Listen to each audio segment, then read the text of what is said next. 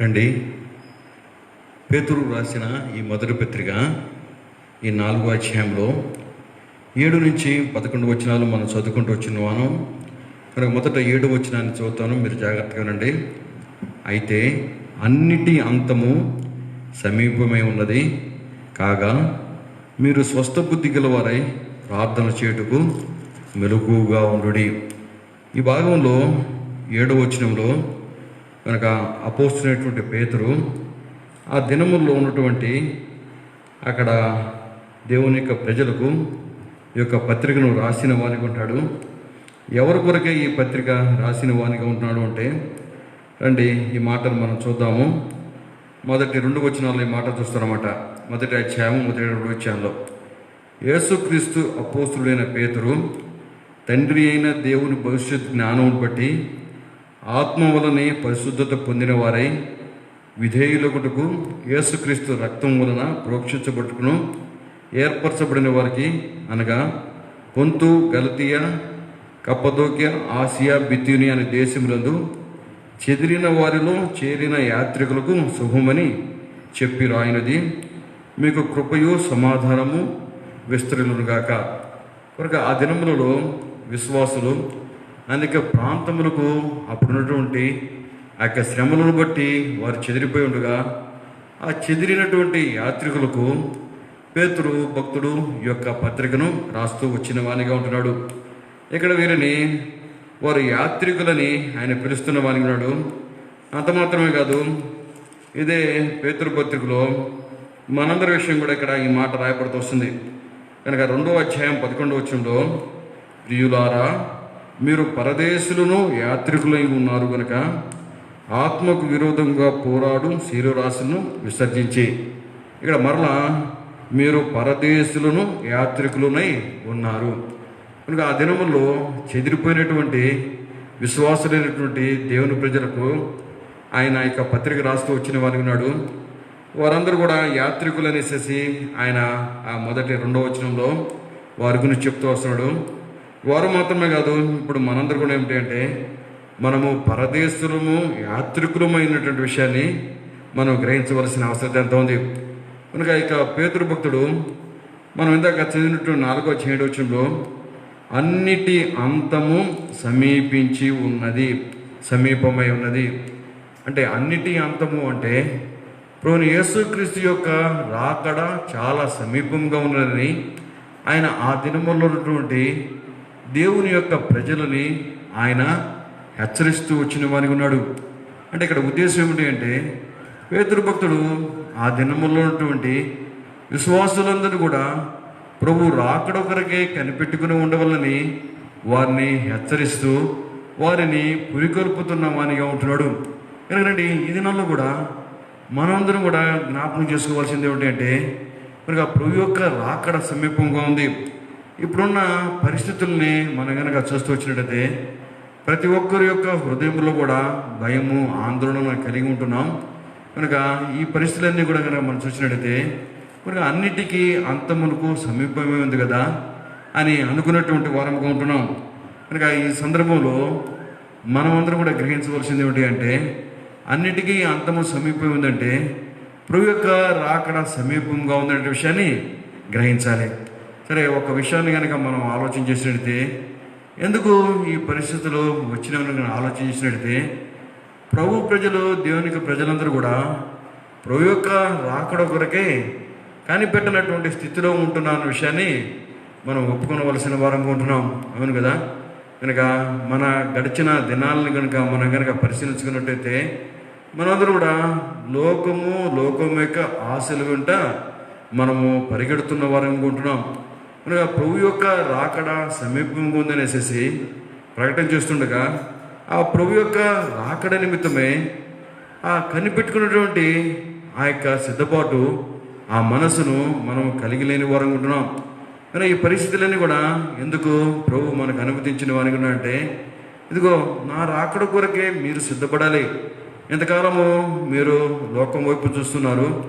రక్షణ పొందిన దేవుని ప్రజలైనప్పుడు కూడా లోకం వైపు లోకాశలను కలిగి ఉంటూ లోకాన్ని వెంబడిస్తున్న వారిగా ఉంటున్నారు.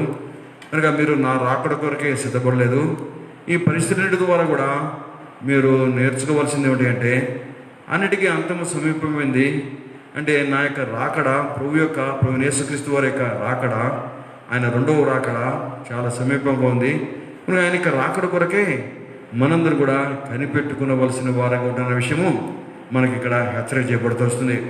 రండి, ఈ లోకం విషయం కనుక మనం చూస్తున్నట్టయితే, కనుక యోహాను రాసిన ఆ మొదటి పత్రికలో 2వ అధ్యాయంలో కనుక ఆ లోకం గురించి ఏం రాయబడుతూ వస్తుందంటే 17 వచనంలో చూస్తున్నమాట.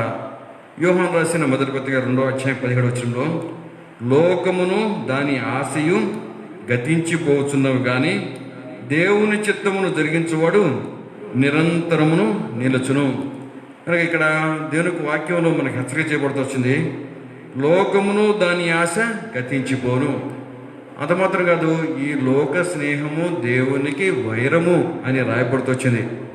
అంత మాత్రం కాదు, కొరింథీయులకు రాసిన మొదటి పత్రికలో 7వ అధ్యాయంలో కనుక మనం చూస్తూ వచ్చినట్లయితే, అపోస్తలుడైన పౌలు ఆ కొరింథీయులో ఉన్న సంఘమునకు ఈ లోకపు నటన గతించిపోతున్నది, అది 7వ అధ్యాయం 31 వచనంలో మనం చూస్తామన్నమాట. ఈ లోకము అనుభవించేవారు అమితముగా అనుభవింపనట్టును ఉండవలెను, ఏలైనగా ఈ లోకపు నటన గతించిపోతున్నది. అంటే ఈ మాటలన్నిటి ద్వారా మీకు ఏమిటి జ్ఞాపకం చేయాలని కోరుకున్నదంటే, కనుక లోకాసుల వైపు లోకమును వెంబడిస్తున్న మనందరూ కూడా ప్రభు ఈ సందర్భంలో జ్ఞాపకం చేయాలని కోరుకున్నాడు. ఇదిగో ఈ లోకము, లోకాశ సమస్తము కూడా గతించిపోతాయి. ఈ లోకపు నటనంతా కూడా గతించిపోతుంది. కనుక మీరు జ్ఞాపకం చేసుకోవాల్సింది ఏమిటి అంటే, నా యొక్క రాకడ సమీపం ఉంది కనుక నా రాకడ కొరకు మీరు సిద్ధపడవలసిన అవసరత ఎంత ఉంది. కనుక మనం దేవునికి వాక్యాన్ని కనుక మనం ధ్యానం చేసుకుంటున్నట్లయితే, చూస్తూ వచ్చినట్లయితే, కనుక ఆదిమ సంఘస్థులు ఆ దినముల్లోనే ప్రభు యొక్క రాకడ కొరకే వారు సిద్ధపడిన వారిగా ఉన్నారు. కనుక యేసుక్రీస్తు ప్రభు వారు తన శిష్యులతోటి ఆయన తన రెండవ రాకడ విషయాన్ని కూడా ఆయన చెప్తూ వచ్చిన వానిగా ఉంటున్నాడు.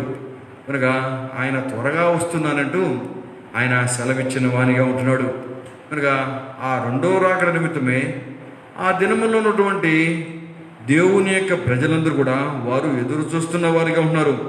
అంటే ఆ మాటలు కనుక మనం చూసినట్లయితే, రోమీయులకు రాసిన పత్రికలో మనం 13వ అధ్యాయం, రోమీయులకు రాసిన పత్రికలో 13వ అధ్యాయంలో 12వ వచనంలో మనం చూస్తామన్నమాట. రోమీయులకు రాసిన పత్రిక 13వ అధ్యాయం 12వ వచనంలో, రాత్రి చాలా గడిచి పగలు సమీపముగా ఉన్నది గనుక మనము అంధకార క్రియలను విసర్జించి తేజస్ సంబంధమైన యుద్ధోపకరణము ధరించుకుందాము.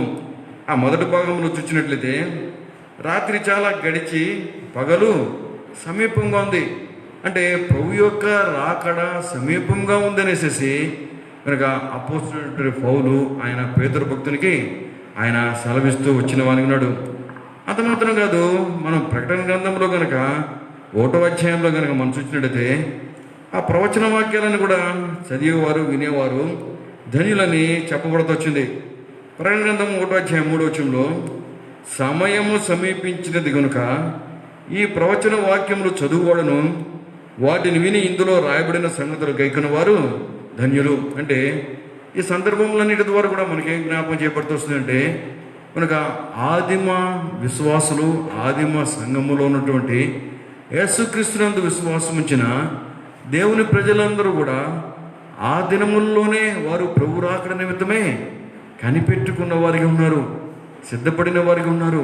కనుక అపోస్తలుడైన పౌలు అయితేనేమి, అపోస్తలుడైనటువంటి పేతురు అయితేనేమి, వారు సంఘములో ఉన్నటువంటి ప్రజలందరినీ కూడా వారు సిద్ధపరుస్తూ వచ్చిన వారిగా ఉన్నారు. కనుక సమయం సమీపించింది. కనుక ప్రభువైన యేసుక్రీస్తు వారి యొక్క రాకడ సమీపంగా ఉంది. కనుక మీరందరూ కూడా సిద్ధపడవలనంటూ వారు ఆ దినముల నుండి విశ్వాసాన్ని వారు సిద్ధపరుస్తున్న వారిగా ఉన్నారు. కనుకనండి, ఈ దినాల్లో మనం కూడా ప్రభు రాకడ కొరకే సిద్ధపడిన వారిగా ఉంటున్నామా? ప్రభు రాకడ కొరకే కనిపెట్టుకుంటున్న వారిగా ఉంటున్నామా? కనుక మన జీవితంలో ప్రభు రాకడ విషయమై మనం ఏమాత్రం కూడా ఆశ లేని వారంగా ఉంటుండగా, కనిపెట్టలేని వారంగా ఉంటుండగా, కనుక ప్రభువు ఈ పరిస్థితులన్నిటి కూడా మనకు అనుమతించిన వారికి ఉన్నాడు. కనుక దేవుడు ఎందుకు ఈ పరిస్థితులను అనుమతించిన వారికి ఉన్నట్టే, దేవుని ప్రజలమైన మనమందరం కూడా ఆయన రాకడ కొరకే మనం సిద్ధపడాలని, మనము కనిపెట్టుకొని ఉండాలని, ఈ పరిస్థితులన్నీ కూడా ప్రభు అనుమతించిన వానిగా ఉన్నాడు. కనుక ఈ మధ్యాహ్నము ఈ మాటలు వింటున్నాను మనందరం కూడా ఒకసారి మన జీవితాల్ని మనము పరిశీలన చేసుకోవాల్సిన అవసరం ఎంత ఉంది. అవును కదా, అంతకుముందు గడిచిన నెల క్రితం కనుక మన జీవితాలను పరిశీలించినట్లయితే ఉరుకులు పరుగులు కలిగిన జీవితాన్ని మనం కలిగి ఉంటూ వచ్చిన వరకు ఉన్నాం. మనం ఈ దినాల్లో చూసినట్లయితే ఎక్కడి వారము ఎవరిళ్లలో వారం ఉంటున్న వారం ఉంటున్నాం. కనుక ఇంకా ఏమాత్రం కూడా పరుగు లేని వారం ఉంటున్నాం. అయితే ఈ సందర్భంలో మనం గ్రహించవలసింది ఏమిటి అంటే కనుక అంతకుముందు పరిగెత్తి వచ్చాం, ఇప్పుడేమో ఇంట్లో నిలకడం ఉంటున్నాం. మరి ఈ సందర్భంలో మన జీవితాలని మనం పరిశీలన చేసుకోవాల్సింది ఏమిటి అంటే ప్రభు రాకడ కొరకే మనము సిద్ధపడుతున్నామా, ప్రభు రాకడ కొరకే మనము కనిపెట్టుకొని ఉంటున్నామా. కనుక ఆ దినముల్లో మరి ఆది సంఘంలో ఉన్నటువంటి దేవుని ప్రజలందరూ కూడా ప్రభు రాకడ కొరకే కనిపెట్టుకునేందు కొరకే వారందరూ కూడా బలపరచబడిన వారు ఉన్నారు. కనుక ఈ మధ్యాహ్నము నువ్వు నేను మనందరం కూడా ప్రభు రాకడ కొరకే మనము కనిపెట్టుకుని ఉండవలసిన వారముగా ఉంటున్నాం. కనుక ఈ పేతురు రాసిన పత్రికలో కనుక మనం చూస్తూ వచ్చినట్లయితే ఈ పత్రికకు నిరీక్షణ అని పేరు పెట్టవచ్చు అన్నమాట. కనుక ఈ యొక్క పేతురు రాసిన పత్రికను నిరీక్షణ అనేటువంటి పేరుతోటి పిలిచేటువంటి వారం ఉంటున్నాం. మనం చూసినట్లయితే పేతురు రాసిన మొదటి పత్రిక 3-4 వచనాల్లో మనం చూస్తాము. మృతులలో నుండి యేసుక్రీస్తు తిరిగి లేచడం వలన జీవముతో కూడిన నిరీక్షణ మనకు కలుగునట్లు, అనగా అక్షయమైనదియు నిర్మలమైనదియు వాడబారైనది అయిన స్వాస్థ్యం మనకు కలుగునట్లు ఆయన తన విశేష కనికరం చొప్పున మనల్ని మరలా జన్మింపజేసిన కనుక యేసుక్రీస్తు వారు ఆయన మనకు జీవముతో కూడిన నిరీక్షణ మనకు అనుగ్రహించిన వారికి ఉన్నాడు. ఎట్లాగా మనం జీవంతో కూడిన నిరీక్షణ మనం పొందిన వారికి ఉన్నాం అంటే యేసుక్రీస్తు వారు మరణాన్ని జయించి తిరిగి లేచడం ద్వారా మనందరూ కూడా ఒక జీవముతో కూడినటువంటి నిరీక్షణ మనము కలిగిన వారు ఉన్నాం. కనుక ఒక ఆశ, ఒక హోప్ మనము కలిగిన వారు ఉన్నాం. కనుక ఆ నిరీక్షణ గురించే ఇక్కడ పేతురు భక్తుడు ఈ యొక్క పత్రికలను ఆయన రాస్తూ వచ్చిన వారి ఉన్నాడు. కనుక పేతురు భక్తుడు 2వ పేతురు పత్రికలో కనుక మనము మొదటి అధ్యాయంలో కనుక మనం చూసినట్లయితే పేతురు రాసిన 2వ పత్రిక మొదటి అధ్యాయంలో చూసినట్లయితే రండి. మరియు మన మొదటి అధ్యాయం 13-14 వచనాల్లో, మరియు మన ప్రభువైన యేసుక్రీస్తు నాకు సూచించిన ప్రకారము నా గుడారమును త్వరగా విడిచిపెట్టవచ్చునని ఎరిగి నేను ఈ గుడారములో ఉన్నంత కాలము ఈ సంగతులను జ్ఞాపకం చేసి మిమ్మల్ని రేపటి న్యాయమని ఎంచుకొనుచున్నాను.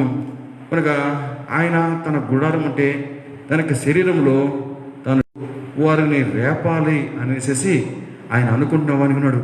కనుక ఈ దినంలో దేవుని యొక్క సేవకుల యొక్క ఉద్దేశం కూడా ఏమిటి అంటే ఈ సంగతులన్నిటి కూడా జ్ఞాపకం చేయడం ద్వారా మన హృదయంలో రేపే ప్రభు యొక్క రాకడ కొరకే మనల్ని సిద్ధపరచడమే ముఖ్యమైనటువంటి విషయాన్ని మనం గ్రహించాల్సిన అవసరం ఎంత ఉంది.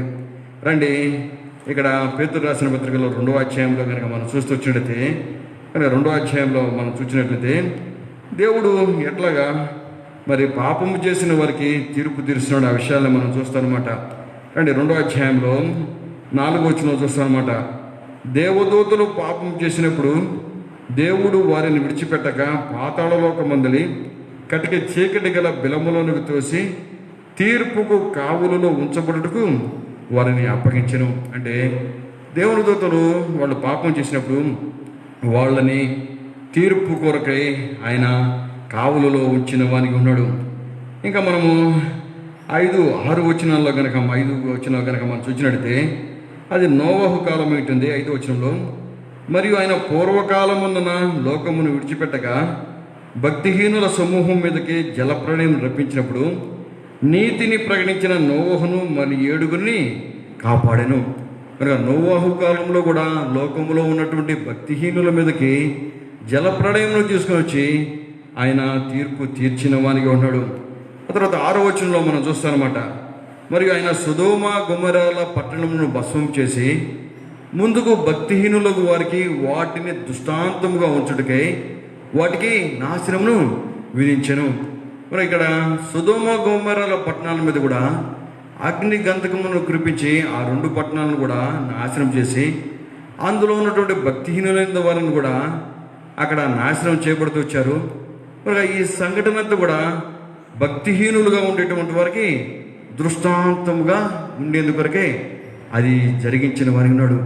అంటే ఈ సందర్భముల నుంచి కూడా మనకేమర్థమవుతూ వస్తుంది అంటే, దేవుడు దేవదూతల పాపం చేసినప్పుడు కూడా ఆయన వారిని తీర్పు కొరకే ఆయన కావలిలో ఉంచిన వానికి ఉన్నాడు. నోహు కాలంలో ఉన్నటువంటి ప్రజలందరూ కూడా వాడు దుర్మార్గులు పాపులైనప్పుడు వారికి దుష్టత్వాన్ని బట్టి వారిని తీర్పులోకి తెచ్చిన వానికి ఉన్నాడు. అదేవిధంగా సుధోమ గుమ్మరుల ప్రాంతంలో ఉన్న ప్రజలందరూ కూడా ఆయన తీర్పులోనికి తీసుకొచ్చిన వానిగా ఉంటున్నాడు. ఎందుకంటే ఈ సమయంలో మనం కృపాకాలంలో మనం జీవిస్తున్న వారిగా ఉన్నాం. ఆ కృపగల దేవుడు మనందరి పట్ల కూడా ఆయన కృప చూపుచున్న వానిగా ఉన్నాడు. ఆయన మన పట్ల దీర్ఘశాంతాన్ని చూపుచున్న వానిగా ఉన్నాడు. ఆ ప్రభు ఈ పరిస్థితులన్నీ కూడా ఎందుకు అనిపిస్తున్న వానిగా ఉన్నాడంటే, ఇంకెవరైతే ప్రభుని ఎరగని వారిగా ఉంటున్నారో వారు ప్రభునందు విశ్వాసం నుంచి రక్షణ పొందాలని ప్రభు యొక్క ఉద్దేశం ఏంటుంది. ఆ తర్వాత రక్షణ పొందిన దేవుని ప్రజలందరూ కూడా వారు ప్రభు యొక్క 2వ రాకడ కొరకై సిద్ధపడి వారు ఎత్తబడేందుకు కొరకే సిద్ధపడేందుకు కొరకే ఈ పరిస్థితులను కూడా అనుభవిస్తున్న వాని ఉన్నాడు. ఇప్పుడు ఒక ప్రశ్న ఏమిటంటే, ఇందాక జ్ఞాపకం చేస్తూ వచ్చాం కదా, కనుక ఆది కాలపు ఆ సంఘంలో ఉన్నటువంటి విశ్వాసులందరూ కూడా ప్రభు యొక్క రాకడ కొరకే సిద్ధపడి ఉంటుండగా, మరి ఇప్పుడు 2000 సంవత్సరాలు గడిచిపోయినాయి కదా, ఎందుకు ప్రభు యొక్క రాకడ ఆలస్యం అవుతుందనేసి ప్రశ్న కలిగేది ఉంటుంది. దానికి సమాధానము పేతురు భక్తుడు ఈ 2వ పేతురు రాసిన పత్రికలో 3వ అధ్యాయంలో కనుక మనము 9వ వచనంలో మనం చూస్తామన్నమాట. కనుక 9వ వచనం చూస్తాం. కొందరు ఆలస్యమని ఎంచుకున్నట్లు ప్రభు తన వాగ్దానం గురించి ఆలస్యం చేయవాడు కాడు, కానీ ఎవడునూ నశించవలని ఇచ్చింపక అందరూ మారు మనసు పొందవలని కోరుచు మీ ఎడల దీర్ఘశాంతము గలవాడై ఉన్నాడు. కనుక ఇప్పుడు ప్రభు మనందరి పట్ల కూడా దీర్ఘశాంతము కలిగిన వాని ఉన్నాడు. ఆయన కోరుకున్నది ఏమిటి అంటే, ఎవరు కూడా నశించిపోవాలని ఆయన ఇష్టపడలేదు.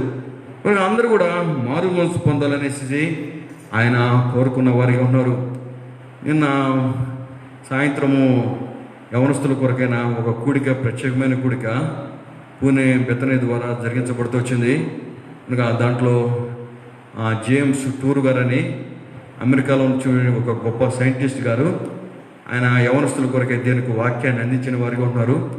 ఇంకా ఆ వాక్యము ఆయన అందించిన సందర్భంలో ఇప్పుడు కూడా దేవుని యొక్క కృప మనందరి పట్ల ఉన్నదంటూ ఆయన జ్ఞాపకం చేస్తూ వచ్చారు.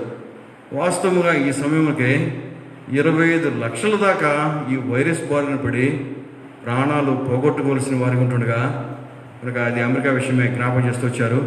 కొంత 50,000 మంది వరకే వారు ఆ వైరస్ను బారిన పడేసేసి వారు ప్రాణాలు పోగొట్టుకున్న వారికి ఉన్నారంటూ ఆయన జ్ఞాపకం చేస్తూ వచ్చారు. అంటే వాస్తవంగా వైరస్ యొక్క తీవ్రత ఎంత ఉందంటే, ఈ పాటికి భూలోకంలో ఎన్నో కోట్ల మంది మరి నశించిపోవలసి ఉంటుండగా, ఆ దేవుని యొక్క కృపను బట్టి అదంతా తీవ్రంగా వ్యాప్తి చెందక అది నియంత్రించబడుతూ వచ్చింది.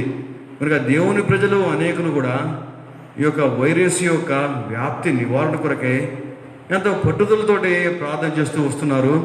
కనుక ఆ విధంగా పరిశుద్ధుల యొక్క ప్రార్థన బట్టి, ప్రభు యొక్క వాత్సల్యము దయను బట్టి అనేకులు ఇంకా మరణానికి లోను కాలేదు.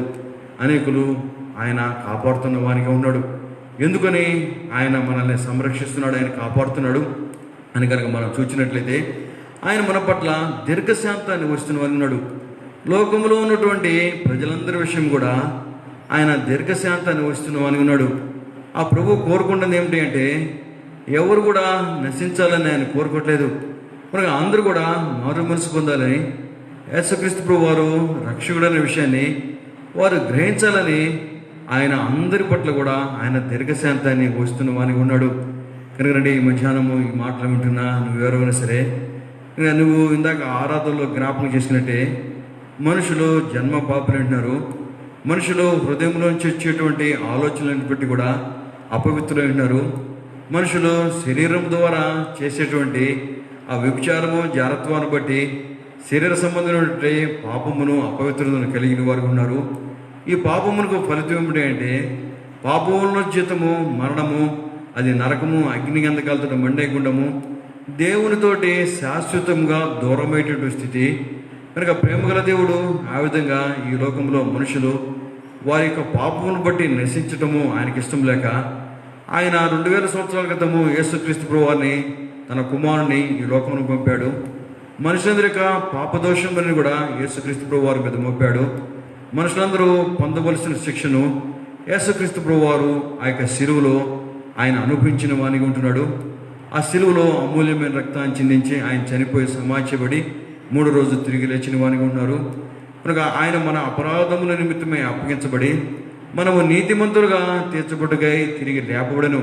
కనుక ఈ మాటలు వింటున్న ఎవరైనా సరే పాపం నుంచి విడిపించబడి పవిత్రపరచబడాలని కోరుకున్నట్లయితే, నీతిమంతునిగా తీర్చబడాలని కోరుకున్నట్లయితే, నీకు జీవితంలో ఆ మరణంలోంచి జీవంలోనికి నిత్య జీవము, దేవుని యొక్క రాజ్యము, మోక్షాన్ని పొందాలని కోరుకున్నట్లయితే యేసుక్రీస్తు ప్రభువునందు విశ్వాసం ఉంచి ప్రభు దగ్గర వచ్చి, అయ్యా నేను జన్మ కర్మ పాపిని, నా హృదయం యొక్క ఆలోచనలు బట్టి కూడా నేను పాపంలో ఉన్నాను, నా శరీరం యొక్క క్రియలను బట్టి కూడా నేను పాపంలో ఉన్నాను, నన్ను క్షమించు ప్రభువా అని కనుక నువ్వు చిన్న ప్రార్థన కనుక చేసుకున్నట్టయితే ఈ మధ్యాహ్నమే ప్రేమగల దేవుడు నీ ప్రతి పాపమును కూడా క్షమించి ఆయన నిన్ను సమస్తమైన దుర్నీతి నుంచి ఆయన పవిత్రపరిచేందుకు కొరకై ఆయన ఇష్టపడుతున్న వానికి ఉన్నాడు.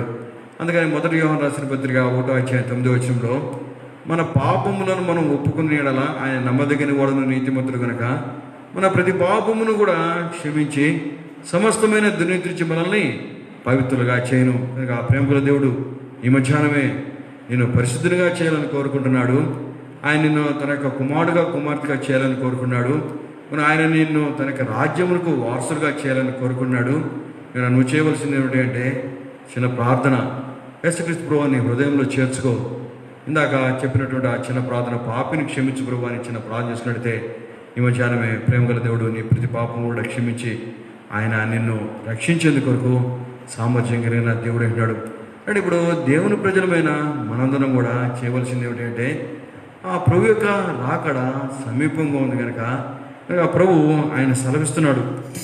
మనము ఆ యొక్క ప్రకటన గ్రంథము 22వ అధ్యాయంలో 20వ వచనంలో చూస్తున్నట్టు, ప్రకటన గ్రంథము 22వ అధ్యాయము 20వ వచనంలో, ఈ సంగతులకు వచ్చే సాక్ష్యం ఇచ్చేవాడు అవును త్వరగా వచ్చుచున్నానని చెప్పుచున్నాడు.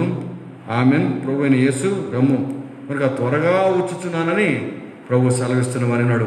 కనుక ప్రభు త్వరగా వస్తుండగా, అన్నిటికీ అంతము సమీపం ఉండగా, ప్రభు రాకడ చాలా సిద్ధంగా ఉంటుండ, త్వరగా సమీపంగా ఉంటుండగా, ఇప్పుడు మనం చేయవలసింది ఏమిటో ఈ విషయాల్ని ఇక్కడ పేతురు భక్తుడు ఆయన జ్ఞాపకం చేస్తున్నాడు. రండి ఆ మాట మనం చూద్దామండి. 1 పేతురు రాసిన పత్రికలో 4వ అధ్యాయంలో 7వ వచనం చూస్తామట.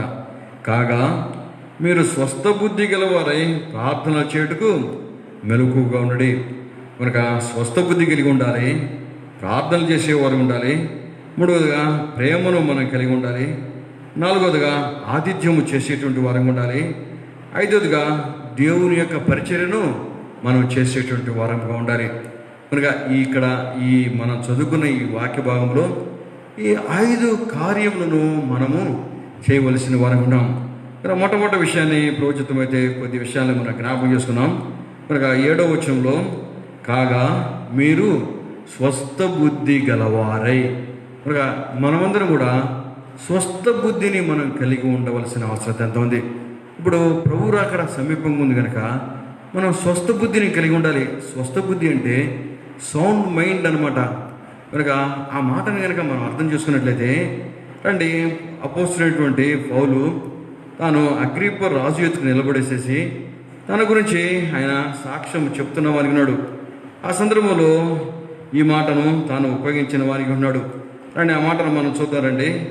రండి అపోస్తుల కార్యము 26వ అధ్యాయంలో కనుక ఫేస్తు అగ్రిప్ప రాజులు ఎదుట అపోస్తులైనటువంటి పౌలు సాక్ష్యం చెప్పిన సందర్భంలో కనుక ఏమిటి ఆయన సాక్ష్యం ఇస్తున్నాడని మనం చూసినట్లయితే రండి ఆ మాటలు మనం చూద్దారండి. అపోస్తుల కార్యము 26వ అధ్యాయంలో కనుక ప్రభునందు విశ్వాసం ఉంచడం ద్వారా కనుక పాపం యొక్క క్షమాపణ అనే విషయాన్ని ఆయన జ్ఞాపకం చేస్తున్నాడు. కనుక ఆ చెప్పిన ఈ యొక్క సాక్ష్యం అంతా కూడా విన్న తర్వాత 24వ వచనంలో చూస్తామంటే 24వ వచనంలో అతడు ఇలాగు సమాధానం చెప్పుకొనిచుండగా ఫేస్తు, పౌలా, నువ్వు వెర్రివాడవు, అతి విద్య వల్ల నీకు వెర్రిపెట్టినదని గొప్ప శబ్దం చెప్పాను. కనుక ఫేస్తు అప్పుడు రోమా గవర్నర్ అయి ఉంటున్నాడు. కనుక ఆ రోమా గవర్నరు ఆయన పౌలు భక్తుడిని విచారిస్తున్న వానికి ఉన్నాడు. విచారిస్తున్న సందర్భంలో పౌలు భక్తుడు తను సాక్ష్యం చెబుతా వచ్చిన వానికి ఉంటున్నాడు. కనుక ఆ సాక్ష్యం విన్నటువంటి సందర్భంలో నువ్వు వెర్రివాడు అంటూ ఆయన నిజమే. చాలా మంది కూడా ప్రభు గురించి చెప్తున్న వారిని వెర్రివారు ఉన్నారు.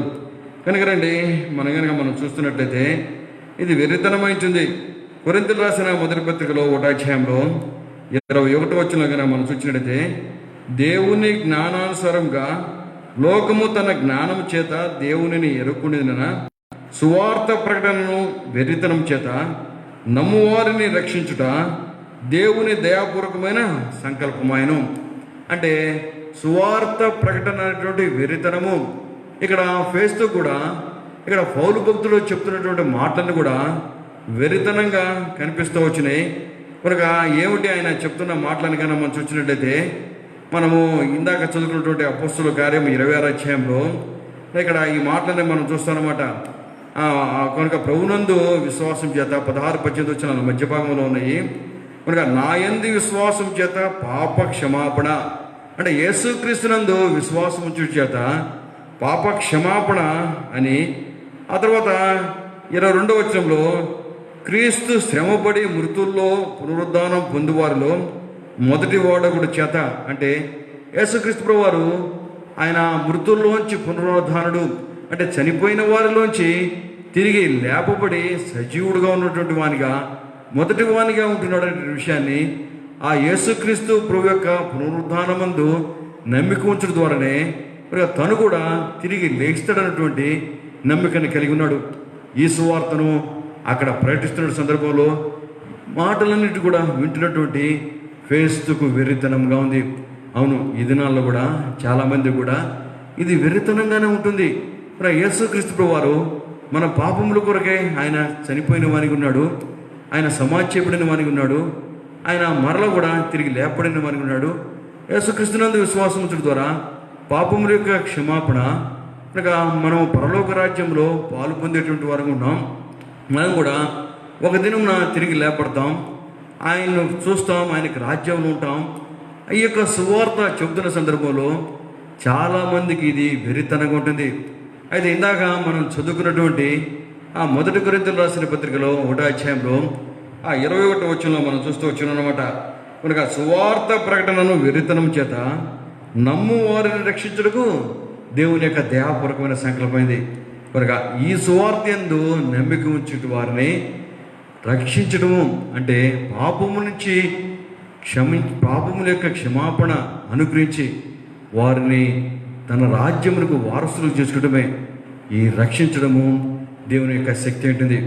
ఇక్కడ ఫేస్తుకి ఈ మాటలన్నీ కూడా వెర్రితనంగా ఉంటున్నాయి. అయితే ఆ సందర్భంలో మనం మరలా రండి అపోస్తలుల కార్యం 26వ అధ్యాయంలో కనుక మనం చూస్తున్నట్లయితే ఇక్కడ పౌలు భక్తుడు ఆయన చెప్తున్న సమాధానాన్ని మనం చూస్తాం. 25వ వచనం చూస్తామన్నమాట. అందుకు పౌలు ఇట్లనను, మహాఘనత వహించిన ఫేస్తు, నేను వెర్రివాడను కాను కానీ సత్యమును స్వస్థ బుద్ధి గల మాటలనే చెప్పుచున్నాను. చూడండి ఎంత ధైర్యంగా ఆయన ఆ రోమా గవర్నర్ ఫేస్తు ఎదుట చెప్తున్నాడు. కనుక నేను వెర్రివాణ్ణి కాను, కనుక నేను సత్యమును స్వస్థ బుద్ధి కలిగినటువంటి మాటలనే నేను చెప్తూ వస్తున్నాను. మరి ఇక్కడ దేవుని యొక్క ప్రజలు ఎట్లా ఉండాలంటే స్వస్థ బుద్ధి కలిగిన వారిగా ఉండాలి. కనుక ఇక్కడ ఫేస్తు ఏమనుకున్నాడంటే వెర్రివారు అనేసి పౌలు గురించి ఆయన చెప్తున్న వారు ఉన్నాడు. ఇప్పుడు మనకు అర్థమవుతూ వస్తుంటుంది, స్వస్థ బుద్ధికి వ్యతిరేకమైన మాట వెర్రితనం ఉంటుంది. కనుక నీకు ఇప్పుడు అర్థమవుతూ వస్తుంది. కనుక మన జీవితంలో ఏమి ఉండకూడదంటే వెర్రితనం ఉండకూడదు, వెర్రి మాటలు మనం మాట్లాడకూడదు. స్వస్థ బుద్ధి కలిగినటువంటి మాటలను మనము మాట్లాడవలసిన వారికి ఉన్నాం. కనుక ప్రభు యొక్క రాకడ విషయమే స్వస్థ బుద్ధితోటి మనము నిరీక్షణ కలిగిన వారంగా ఉండాల్సిన అవసరం ఎంత ఉంది. రండి, ఈ స్వస్థ బుద్ధి అనేటువంటి మాటను కనుక పౌలు భక్తుడు ఆయన తిమోతికి రాసిన మొదటి పత్రికలోను, రెండో పత్రికలోను, అదేవిధంగా తీతు రాసిన పత్రికలో కూడా ఈ పదాన్ని ఉపయోగిస్తూ వచ్చిన వారికి ఉన్నాడు. ఎవరి కొరకే ఈ పదాన్ని ఉపయోగిస్తూ వచ్చిన వారికి ఉంటున్నంటే, దేవుని యొక్క సంఘములో ఉన్నటువంటి పెద్దలకి, దేవుని యొక్క సంఘములో ఉన్నటువంటి పరిచారులకి ఈ విషయాన్ని ఆయన ఉపయోగిస్తూ వచ్చిన వారికి ఉన్నాడు. అంటే ఆ మాటను మనం చూద్దామండి. తిమోతికి రాసిన మొదటి పత్రికలో ఇవి కాపరి పత్రిక అనేసి పిలువబడుతూ వస్తుంది. కనుక ఎట్లా ఉండాలని మనం చూసినట్లయితే వారందరూ కూడా స్వస్థ బుద్ధి కలిగిన వారుగా ఉండాలనేసి రాయబడుతూ వస్తుందన్నమాట. రండి, స్వస్థ బుద్ధి కలిగిన వారు అనేసి రాయబడుతూ వస్తుంది. కనుక ఇక్కడ స్త్రీల విషయం కూడా వారు రాయబడుతూ వచ్చిన 2వ అధ్యాయంలో 15వ వచనంలో చూస్తానమాట. 2వ అధ్యాయం 15వ వచనం, మొదటి పత్రిక 2వ అధ్యాయం 15వ వచనంలో, ఆయనను వారు స్వస్థ బుద్ధి కలిగి విశ్వాస ప్రేమ పరిశుద్ధులందు నిలకడగా ఉండినడన శిశు ప్రసూతి ద్వారా ఆమె రక్షించబడును. మనకు స్త్రీల విషయమే జ్ఞాపకం చేయబడుతూ వస్తుంది. స్వస్థ బుద్ధి కలిగిన వారైనసేసి రాయబడుతూ వస్తుంది.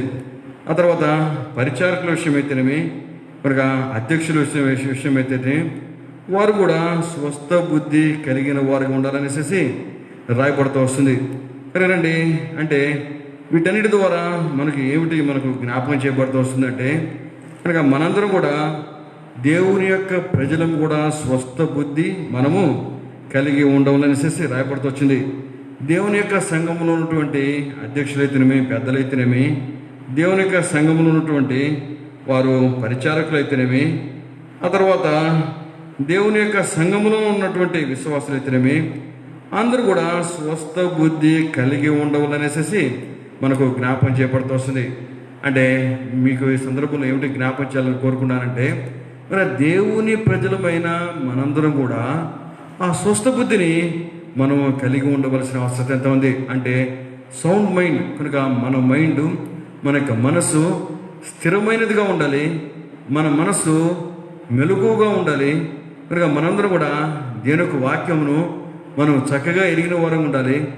దేవుని యొక్క ప్రవచనములను యొక్క రాకడ సమీపంగా ఉందనే విషయాన్ని మనం ఎరిగి మనము స్వస్థ బుద్ధి మనము కలిగి ఉండవలసిన అవసరం ఎంత ఉంది. కనుకండి, ఈ మధ్యాహ్నం ఒకసారి మన జీవితాన్ని మనం పరిశీలన చేసుకునేటువంటి వారం ఉండాలి. కనుక మన మనసు ఎట్లా ఉంటుంది? మనం స్వస్థ బుద్ధి కలిగిన వారంగా ఉంటున్నామా, లేకపోతే ఇందాక పౌలు భక్తుని గురించి పేస్తున్నట్లే వెరివారంగా ఉంటున్నామా, వెరివారులాగా మనము మాట్లాడేటువంటి వారంగా ఉంటున్నామా? మరి ఆ పౌలు భక్తుడు చెప్పినట్టుగానే మరి నేను సత్యమును స్వస్థ బుద్ధి కలిగినటువంటి మాటలని పలుకుతున్నాను. అంటే అది దేవుని యొక్క వాక్య విషయమైనటువంటి ఆ సత్యము, స్వస్థ బుద్ధి మనందరూ కూడా కలిగి ఉండాల్సిన అవసరం ఎంత ఉంది. రండి, ఇదే పేతురు భక్తుడు కనుక మనం మొదటి పేతురు రాసిన పత్రికలో మనందరూ కూడా 12-13 వచనంలో చూస్తున్నాడు. మొదటి పేతురు రాసిన పత్రిక 1వ అధ్యాయము 11వ వచనంలో చూస్తున్నమాట. కాబట్టి మీ మనస్సును నడుమును కొట్టుకొని నిబ్బరమైన బుద్ధి గలవారై యేసుక్రీస్తు ప్రత్యక్షమైనప్పుడు మీకు తేబడు కృపవశమై సంపూర్ణ నిరీక్షణ కలిగి ఉండవలను. ఇక్కడ కూడా ఈ సందర్భంలో మీ మనస్సు అను నడుముని నిబ్బరమైన కట్టుకొని నిబ్బరమైన బుద్ధి గలవారై, కనుక స్వస్థ బుద్ధి, నిబ్బరమైన బుద్ధి మనము కలిగి ఉండవలసిన అవసరం ఎంత ఉంది. కనుక మన నడుమునేటువంటి మనస్సుని మనము కట్టుకునవలసిన వారు ఉంటున్నాం. కనుక మన మనస్సుని మనము బిగించుకునవలసిన వారు ఉన్నాం. కనుక ఎప్పుడైతే నడుముకి బెల్ట్ బిగించినప్పుడు కనుక వస్త్రములు వేలాడకుండా మనము సౌఖ్యంగా మనం నడిచేందుకు కొరకే, పరిగెత్తుకేందుకు కొరకే వీలుగా ఉంటుందో, మన గమ్యం వద్దకు మనం పరిగెత్తగలుగుతాము. అట్లనే మన మనస్సు అనేటువంటి నడుముని మనము కట్టుకునవలసిన వారంగా ఉన్నాం. కనుక నిబ్బరమైనటువంటి బుద్ధిని మనం కలిగి ఉండవలసిన అవసరం ఎంత ఉంది. అంటే ఈ మనస్సు అనేది కట్టుకునేది అనేది ఏం చూపిస్తుందంటే, మన ప్రయాణము కొరకైన సిద్ధపాటుని అది చూపించేది ఉంటుంది. మరి ఈ మాటను పేతురు భక్తుడు ఏ విధంగా ఉపయోగిస్తూ వచ్చినా అంటే, నిర్గమకాండంలో ఆ పస్కా పండుగను వారు ఆచరించేటువంటి సందర్భంలో వారు ఐగుప్తు నుంచి పస్కాను ఆచరించి వారు ఐగుప్తుని విడిచిపెట్టేసేసి వాళ్ళు ప్రయాణం చేయవలసింది ఉంటుంది. ఆ సందర్భంలో నిర్గమకాండము 12వ అధ్యాయం 11వ వచనం చూస్తున్నమాట. నిర్గమకాండం 12వ అధ్యాయం 11వ వచనం చూస్తున్నమాట. మీరు దానిని తినవలసిన విధమనగా మీ నడుము కట్టుకొని మీ చెప్పులు తొడుక్కొని మీ కర్రలు చేత పట్టుకొని త్వరపడుచు దాన్ని తినవలను, అది యెహోవాకు పస్కా బలి. అంటే ఆ పస్కా బలి అర్పించిన ఆ రాత్రే వాళ్ళందరూ కూడా ఐగుప్తుని విడిచి ప్రయాణం అవ్వాల్సిన అవసరం ఉంది. మనకి ఇప్పుడు వారు సిద్ధపడుతున్నారు. మీరు ఈ పస్కాను మీరు భుజించాలి. ఆ పస్కాను మీరు ఎట్లాగా మీరు భుజించాలంటే, మీరు నడుము కొట్టుకోవాలి, మీ చెప్పులు తొడుక్కోవాలి, మీరు చేత పట్టుకోవాలి, మీ కర్రలు చేత పట్టుకోవాలి, త్వరపడుచు దాన్ని తినవలను. అంటే ఏమిటంటే, మీరు ఇప్పుడు ఐగుప్తును విడిచిపెట్టేసేసి మీ కొరకే సిద్ధపరిచినటువంటి ఆ యొక్క కనాను వైపు మీరు ప్రయాణం కాబోతున్నారు. మరి ఆ ప్రయాణం కొరకే మీరు సిద్ధపడవలను అనేసి జ్ఞాపకం చేయబడుతొచ్చింది. మరి ఆ నిబ్బరమైన మనస్సు, మరి ఆ నడుము కట్టుకుంటుంటే ఏమిటంటే, మనం కూడా ఆ రోజున ఐగుప్తులో నుంచి ఏ విధంగా అయితే ఇజ్రాయేల్ ప్రజలు వారు కనాను వైపు బయలుదేరేటువంటి సందర్భంలో వారు సిద్ధపడిన వారు ఉన్నారు, మనం కూడా ఈ లోకమైనటువంటి ఐగుప్తుని విడిచిపెట్టేసి ఆ పరలోకపు కనాను, ఆ దేవునికి రాజ్యంకు మనం కూడా ప్రయాణించేటువంటి వారు ఉన్నాం. ఇప్పుడు మనం ఎట్లా ఉండాలంటే, మనం కూడా ఆ రోజు ఆ ఇజ్రాయేల్ ప్రజలు ఏ విధంగా అయితే తమ నడుమును కట్టుకున్నారో, వారు ఏ విధంగా అయితే తమ చెప్పులు తొడుక్కున్నారో, ఏ విధంగా అయితే తమ కర్రలు వారు పట్టుకున్నారో, ఆ విధంగా ప్రయాణం కొరకే సిద్ధపడిన వారంగా మనం ఉండవలసిన అవసరం ఉంది. కనుగరండి, ఈ మధ్యాహ్నం నిబ్బరమైనటువంటి మనసు, ఆ స్వస్థ బుద్ధి మనకు ఏమిటి జ్ఞాపకం చేయబడుతూ వస్తుందంటే, నేను మనందరూ కూడా ఆ దేవుని యొక్క రాజ్యం వైపు మనం ప్రయాణం చేసేటువంటి వారంగా ఉండాలనేసి జ్ఞాపకం చేయబడుతూ వచ్చింది. ఇక్కడ మన దృష్టి, మన చూపు ఆ దేవుడు సిద్ధపరిచినటువంటి రాజ్యం వైపు ఉండాల్సిన అవసరం ఎంత ఉంది. అంటే ఈ సందర్భంలో కనుక మనం చూస్తూ వచ్చినట్టయితే, మరి అబ్రహాము తానేం చేస్తూ వచ్చిన వానికి ఉంటున్నాడు, తాను దేవుడు సిద్ధపరిచినటువంటి ఆ యొక్క రాజ్యం వైపు ఆయన చూస్తున్న ఆ యొక్క పట్టణం వైపు తాను చూస్తున్న వానికి ఉంటున్నాడు, ఎదురు చూస్తున్న వానికి ఉన్నాడు. అంటే ఆ మాటలు మనం చూద్దారండి. మనము హెబ్రీయుల రాసిన పత్రిక 11వ అధ్యాయంలో, హెబ్రీయుల రాసిన పత్రిక 11వ అధ్యాయంలో 10వ వచనం చూస్తాం. ఏలయనగా దేవుడు దేనికి శిల్పియో నిర్మాణకుడై ఉన్నాడో, పునాదులు గల ఆ పట్టణం కొరకు అబ్రహాము ఎదురు చూచుండెను. కనుక అబ్రహాము తన దృష్టి దేవుడు సిద్ధపరిచేటువంటి ఆ పరలోకపు పట్టణం వైపు తాను ఉంచిన వానికి ఉన్నాడు. అయితే అందుకు వ్యతిరేకంగా ఆయన సోదరుడు కుమారుడైనటువంటి లోతు తానేం చేస్తున్న వానికి ఉన్నాడో మనం చూస్తామన్నమాట. రండి, ఆదికాండం 13వ అధ్యాయంలో ఇక్కడ లోతు కాపుర్లకి, అబ్రహాం యొక్క కాపుర్లకి అక్కడ జగడం వచ్చింది, ఆడ పోట్లాడొచ్చింది. ఆ సందర్భంలో అబ్రహాం చెప్తూ వచ్చాడు, మనం బంధువులు గనక నీకును నా పశువుల కాపురులకును నీ పశువుల కాపురులను కలహం ఉండకూడదు. మరి ఈ దేశమంతా నీ ఎదుట ఉన్నది కదా, దయచేసి నన్ను విడిచి వేరుగా ఉండుము. నీవు ఎడమ తట్టుకు వెళ్ళిన ఎడల నేను కుడి తట్టుకును, నీవు కుడి తట్టుకు వెళ్ళిన ఎడల నేను ఎడమ తట్టుకు వెళదనని లోతు చెప్పాను. మరి 10వ వచనంలో చూస్తాము, లోతు తన కన్నులెత్తి యోర్దాను ప్రాంతమంతటిని చూచెను. మరి యెహోవా సొదొమ గొమొర్రా అను పట్టణము నాశనము చేయకమునుపు సోయరు వచ్చు వరకు అదంతయు యెహోవా తోట వలను ఐగుప్తు దేశములను నీరు పారు దేశమై ఉండను. ఇక్కడ మనం చూస్తూ వస్తున్నామన్నమాట. ఇక్కడ అబ్రహాము కలిగినటువంటి ఆ నిబ్బరమైన బుద్ధి, స్వస్థ బుద్ధి, ఇక్కడ లోతు కలిగినటువంటి బుద్ధి ఇక్కడ మనం చూడగలుగుతూ వస్తున్నాం. కనుక ఇక్కడ అబ్రహాము కాపుర్లకి, లోతు కాపుర్లకి ఆడ పోట్లాడొచ్చింది, కలహం వచ్చింది. కానీ ఆ సందర్భంలో పెద్దవాడైనటువంటి అబ్రహాము లోతుతోటి ఆయన చెప్తూ వస్తున్నాడు, నీకు నాకు, నువ్వు నేను, మనం బంధువులము, మన మధ్య కలహం ఉండకూడదు. కనుక నీ పశువుల కాపులకి నా పశువుల కాపులకి కలహం ఉండకూడదు. చూడండి ఎంత చక్కటి మాట ఈయన జ్ఞాపకం చేస్తున్నాడు, చెప్తున్నాడు. కనుక మనం బంధువులు కనుక మన మధ్య కలహము ఉండకూడదు. ఈ విషయాన్ని మనం జ్ఞాపకం చేసుకోవాల్సిన అవసరం ఉంది. ఈ దినాల్లో కనుక మనం చూస్తూ వచ్చినట్టయితే కనుక మన పరిస్థితి ఎట్లాగుంది, కనుక ప్రభు యొక్క రాకడ సమీపంగా ఉంది. ప్రస్తుత పరిస్థితులు మనం చూస్తూ వస్తున్నాం. ప్రతి ఒక్కడం కూడా ఆందోళన, హృదయంలో భయమును మనం కలిగి ఉంటున్న వారు ఉన్నాం. కనుక ప్రభు యొక్క రాకడ కొరకే మనం సిద్ధపడుతున్నామా? మనము ఆ యొక్క స్వస్థ బుద్ధిని మనం కలిగిన వారంగా ఉన్నామా? నిబ్బరమైనటువంటి ఆ బుద్ధిని మనము కలిగిన వారంగా ఉంటున్నామా? అబ్రహాము కలిగినటువంటి ఈ మనసు మనం కలిగి ఉన్నామా? కనుక మనమందరం కూడా బంధువులం కదా. కనుక లోతు చెబుతున్నాడు, మనం బంధువులం కదా, నీకు నాకు కలహం ఉండకూడదు. ఈ మాట నువ్వు చెప్పగలుగుతున్నావా? కనుక యేసుక్రీస్తు ప్రభువునందు విశ్వాసం ఉంచున్నాం, దేవుని బిడ్డలమే ఉన్నాం, నీకు నాకు కూడా ఏమాత్రం కూడా కలహం ఉండకూడదు అని అబ్రహాము కలిగినటువంటి ఈ మనసును మనం కలిగి ఉన్నామా? నీ పశువుల కాపులకి నా పశువుల కాపులకి కలహం ఉండకూడదు.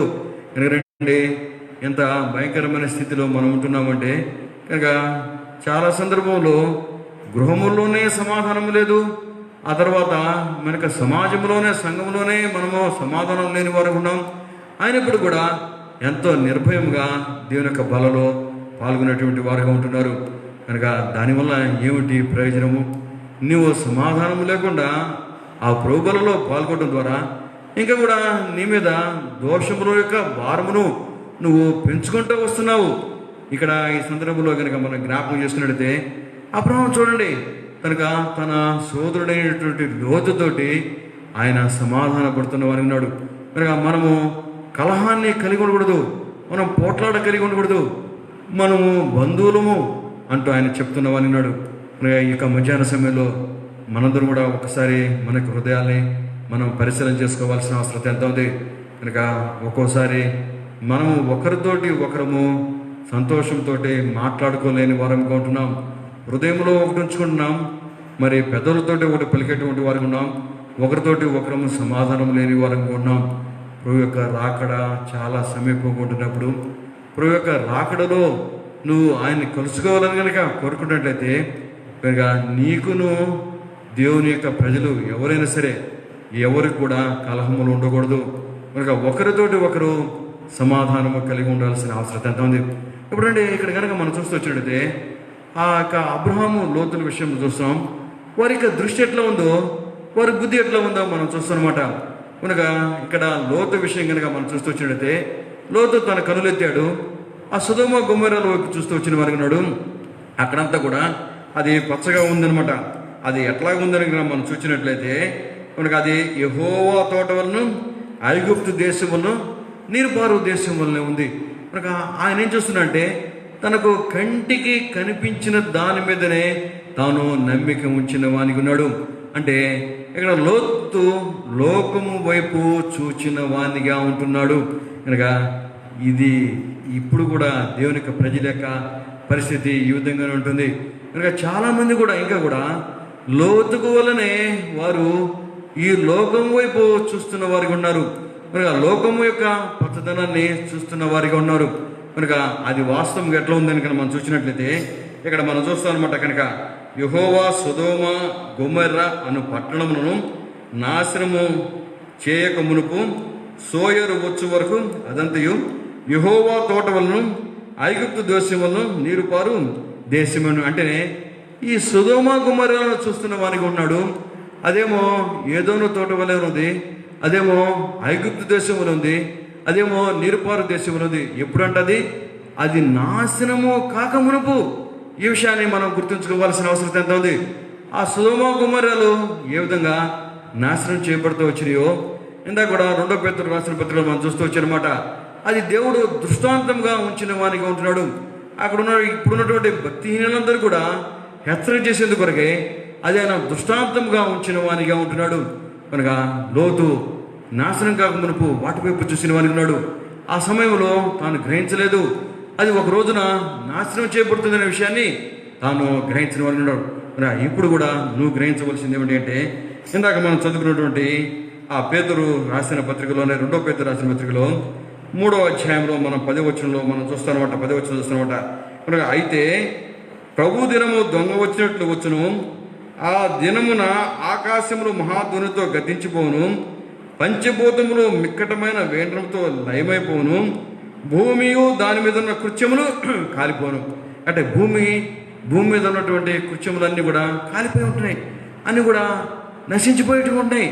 కనుక ఈ మధ్యాహ్నం ఒకసారి నువ్వు పరిశీలన చేసుకోవాల్సింది ఏమిటి అంటే నశించిపోయేటి వాటి మీద నువ్వు దృష్టి ఉంచుతున్నావా అనే విషయాన్ని నువ్వు గ్రహించాలి. కనుక లోతుకు ఆ సమయంలో అయితే అవన్నీ కూడా ఏదోల తోట వల్లే కనపడుతూ వచ్చినాయి, ఐగుప్తు దేశం వల్లే నీళ్లు పారేటువంటి దేశం వల్లే కనపడుతూ వచ్చినాయి. అయితే ఆ తర్వాత అవన్నీ కూడా నాశనం చేయబడుతూ వచ్చినాయి. కనుక ఇప్పుడు లోకంలో నీకు కనపడేదంతా కూడా ఈ విధంగానే పచ్చగా ఉంటాయితే ఒకరోజు అవన్నీ కూడా నాశనం చేయబడుతున్నటువంటి విషయాన్ని నువ్వు గ్రహించాల్సిన అవసరం ఎంత ఉంది. అది అబ్రహాం విషయం కనుక మనం చూస్తున్నట్టయితే ఇందాక హెబ్రీ రాసిన పత్రికలో మనం చూస్తున్నమాట, ఆయన వాటి వైపు చూడలేదు, ఆయన ప్రభు వైపు చూసిన వారికి ఉన్నాడు. దేవుడు దేనికి శిల్పి నిర్మాణకుడు ఉన్నాడు, ఆ పునాదుల పట్టణం వైపు తన కనుదృష్టి ఉంచిన వానిగా ఉంటున్నాడు. రండి, దేవుని యొక్క ఆశీర్వాదం ఏమిటని కనుక మనం చూసినట్టయితే ఈ 13వ వచనంలో మనం చూస్తామంట. 13వ అధ్యాయంలో మనం 14వ వచనం చూస్తామన్నమాట. మనకి ఆ లోతు అబ్రహామును విడిచిపోయిన తర్వాత యెహోవా, ఇదిగో నీ కన్నులెత్తి నీవు ఉన్న చోటు నుండి ఉత్తరపు తట్టు, దక్షిణపు తట్టు, తూర్పు తట్టు, పరమటి తట్టు చూడుము. ఎందుకనగా నీవు చూస్తున్న ఈ దేశమంతటిని నీకును నీ సంతానములకు సదాకాలము ఇచ్చేదను. కనుక అబ్రహాము తాను దేవుని వైపు చూచిన వానికి ఉన్నాడు. కానీ ఎప్పుడైతే తాను విశ్వాసం ద్వారా స్వస్థ బుద్ధితోటి తాను దేవుని వైపు చూచిన వానికి ఉన్నాడు, ఇహ సంబంధమైనటువంటి ఆశీర్వాదాలు కూడా తాను పొందిన వానికి ఉన్నాడు. రండి, ఈ మధ్యాహ్నము పేతురు భక్తుడు మనందరినీ కూడా ఏమిటి కోరుకున్నాడంటే, ప్రభురా అక్కడ సమీపంగా ఉంది, నువ్వు సిద్ధపడు, నువ్వు స్వస్థ బుద్ధి నువ్వు కలిగి ఉండు, నీ జీవితంలో వెర్రి మాటలు నువ్వు కలిగి ఉండకూడదు, నీ నడుమున్నటువంటి మనసును నువ్వు కట్టుకో, నువ్వు నిబ్బరమైనటువంటి బుద్ధిని కలిగి ఉండు, నీవు లోక సంబంధమైనటువంటి ఆ నశించిపోయేటువంటి వాడి మీద నీ దృష్టి నిలపొద్దు.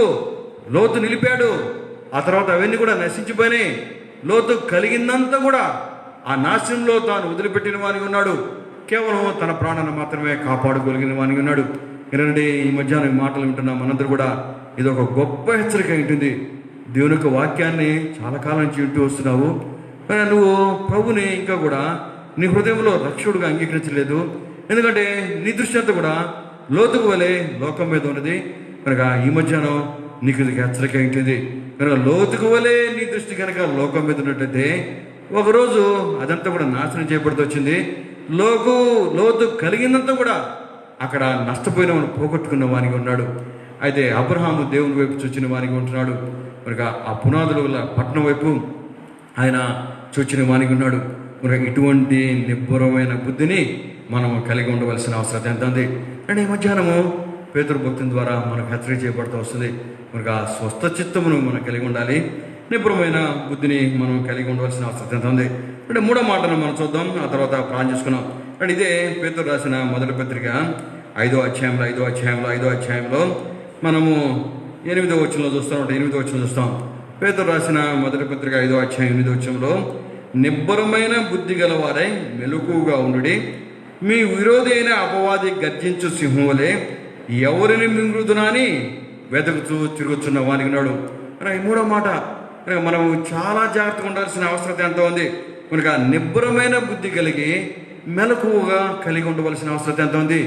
ప్రభు యొక్క రాకుడకే ఎదురు చూస్తున్న నీవు, కనిపెట్టుకుంటున్న నీవు నిబ్బరమైన బుద్ధి కలిగి మెలకువగా ఉండవలసిన అవసరం ఎంత ఉంది. ఎందుకంటే కనుక అపవాది ఏం చేస్తున్నాడు, మీ విరోధి అయిన అపవాది గర్జించు సింహంలే ఎవరిని మింగుదనాన్ని వెతుకుతూ తిరుగుతున్న వానికి ఉన్నాడు. కనుక అపవాది గర్జించేటి సింహంలా ఉన్నాడు. కనుక వెతుకుతున్నాడు, తిరుగుతున్నాడు. ఎందుకొరకే? ఎవరిని మృంగుదామనేసేసి తాను తిరిగేటువంటి వానికి ఉన్నాడు. కనుక అపవాది నిన్ను వెతుకుతున్నాడనేటువంటి విషయంలో నువ్వు ఏమాత్రం కూడా నిర్లక్ష్యంగా ఉండకూడదు. కనుక నువ్వు మెలకువగా ఉండాలి, నిబ్బరమైనటువంటి బుద్ధిని నువ్వు కలిగి ఉండవలసిన అవసరత ఎంత ఉంది. కనుక మొట్టమొదటిగా అపవాది విషయమే నువ్వు ఏమాత్రం కూడా నిర్లక్ష్యము కలిగి ఉండకూడదు. రెండోదిగా అపవాది యొక్క కార్యములను నువ్వు గుర్తి ఎరగవలసిన అవసరత ఎంత ఉంది. అంటే మనము 2వ కొరింథీయుల రాసిన పత్రికలో 11వ అధ్యాయంలో అపవాది ఎట్లాగా వస్తాడని కనుక మనం చూస్తూ వచ్చినట్టే రండి. 2వ కొరింథీయుల రాసిన పత్రికలో 11వ అధ్యాయంలో 13, 14, 15 వచనాలు చూస్తున్నమాట. ఏలైనగా అటివారు క్రీస్తు యొక్క అపోస్తుల వేషము ధరించుకొని ఉండి దొంగ అపోస్తులను మోసగాండ్రునైన పనివారునై ఉందరు. ఇది ఆశ్చర్యము కాదు, సాతాను తానే వెలుగుదూత వేషము ధరించుకుని ఉన్నాడు కనుక వాని పరిచారకులు నీతి పరిచారకుల వేషం ధరించుకునుట గొప్ప సంగతి కాదు, వారి క్రియలు చొప్పున వారికి అంతము కలుగును. కనుక అంటే ఇప్పుడు మనం గుర్తించాల్సిన అవసరం ఎంత ఉంది. ఈ దినాల్లో ఏం చేస్తున్నారంటే సాతాను తానే వెలుగుదూత యొక్క వేషాన్ని ధరించుకున్న వానికి ఉంటున్నాడు. మరి సాతాను యొక్క పరిచారకులు కూడా నీతి పరిచారకుల వేషాన్ని ధరించుకున్న వారికి ఉన్నారు. కనుక నువ్వు చాలా జాగ్రత్తగా ఉండాలి. నువ్వు గుర్తుపట్టాల్సిన అవసరం ఎంత ఉంది. మరిగా ఎవరు వచ్చి వాళ్ళు నీకు దేవుని యొక్క వాక్యాన్ని ఏం చెప్తే ఆ మాట నువ్వు విశ్వాసం ఉంచకూడదు. మరిగా దేవుని యొక్క వాక్యమును నువ్వు ధ్యానం చేసుకోవాల్సిన అవసరం ఎంత ఉంది. మరిగా నీకు అనుగ్రహించినటువంటి ప్రభు అనుగ్రహించినటువంటి ఆ సంఘములో ఆ దేవుని యొక్క సేవకులు, ఆ పెద్దలు ఎవరైతే ఉన్నారో మనకు ముందున్నవారు, వారు చెప్పేటువంటి ఆ దేవుని యొక్క వాక్యమును అనుసరించి మనం నడుచుకునేటువంటి వారు ఉండాల్సిన అవసరం ఎంత ఉంది. కనుక మనందరం కూడా ఈ సాతాను వెలుగుదూత వేషం వేసుకొని ఆయన వచ్చేటువంటి వాణి ఉంటుండగా వాణిని గుర్తుపెట్టవలసిన అవసరం ఎంత ఉంది. కనుక ఆయనకు దూతలు ఆ నీతి పరిచారకుల వేషాన్ని వేసుకొని వచ్చేటువంటి వారు ఉంటారు కనుక వారిని నువ్వు గుర్తుపట్టవలసిన అవసరం ఎంత ఉంది. కనుక అంత మాత్రమే కాదు, మూడవదిగా సాతాను తనం చేస్తుంటాడంటే ఆ యొక్క నకిలీవి ఆయన విత్తేటువంటి వాణిగా ఉంటున్నాడు. ఈ నకిలీ విషయం కూడా మనము గుర్తుపట్టవలసిన అవసరం ఎంత ఉంది. అంటే మనము కనుక మనం చూస్తూ వచ్చినట్లయితే మత్తయి సువార్తలో 13వ అధ్యాయంలో కనుక మనం చూస్తూ వచ్చినట్లయితే యేసుక్రీస్తు ప్రభువారు ఈ ఉపమానాన్ని ఆయన జ్ఞాపకం చేస్తూ వచ్చిన వారు ఉన్నారు. రండి ఆ మాటలు మనం చూద్దారండి. మత్తయి సువార్త 13వ అధ్యాయంలో కనుక 24వ వచనం నుంచి 30వ వచనంలో కనుక మనం చూస్తున్నట్లయితే ఆ గోధుమలతోటి గురువులు విత్తినటువంటి ఉపమానాన్ని ఆయన వివరిస్తూ వచ్చిన వానికి ఉన్నాడు. కనుక గోధుమలేమో కనుక ప్రభు బిడ్డలకి విశ్వాసులకు సూచిస్తుండగా, గురువులేమో ఆ యొక్క సాతాను యొక్క సంబంధంలో సూచిస్తుండగా, ఇవి రెండు కూడా కలిసి ఉంటున్నటువంటి విషయాన్ని మనము తెలుసుకోవాల్సిన అవసరం ఎంత ఉంది. రండి ఈ మాటలు మనం చూస్తామన్నమాట.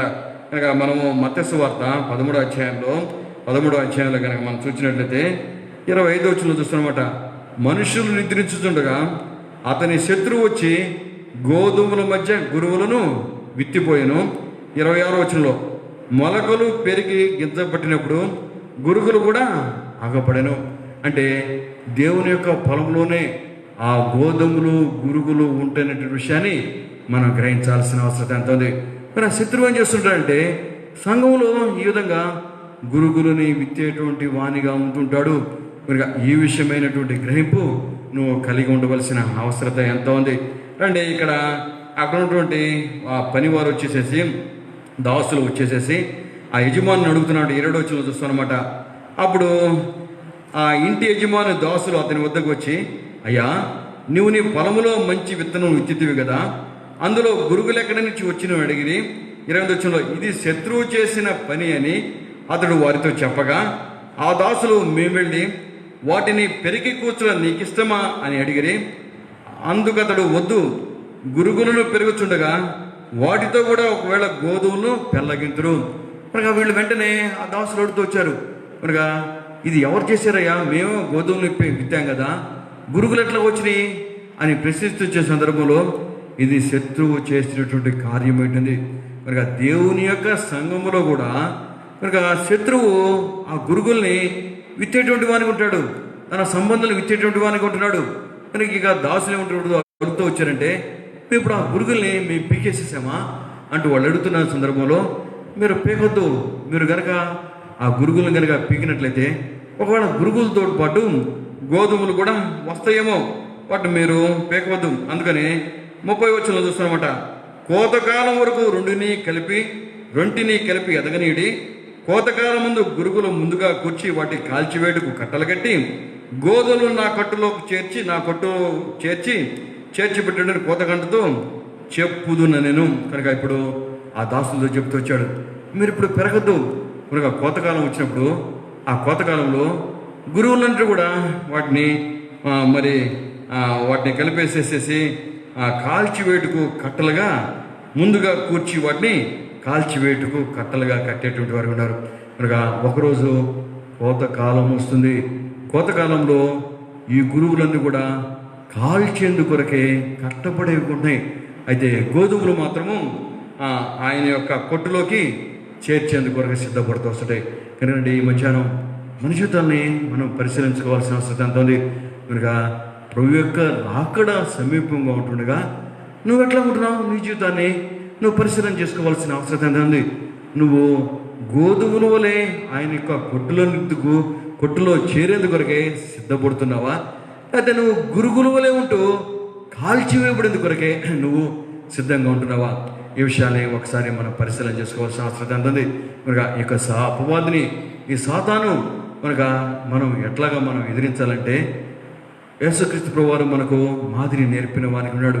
కనుక మత్తయి సువార్త అక్కడ 4వ అధ్యాయం 3వ అధ్యాయంలో కనుక మనం వచ్చిన సందర్భం వచ్చినట్లయితే యేసుక్రీస్తు ప్రభువారు ఆయన అపవాదిని తాను దేవుని యొక్క వాక్యం ద్వారా 4వ అధ్యాయంలో మత్తయి సువార్త 4వ అధ్యాయంలో యేసుక్రీస్తు ప్రభువారు తాను దేవుని యొక్క వాక్యం ద్వారానే అపవాదిని తాను ఎదిరించిన వాని ఉన్నాడు.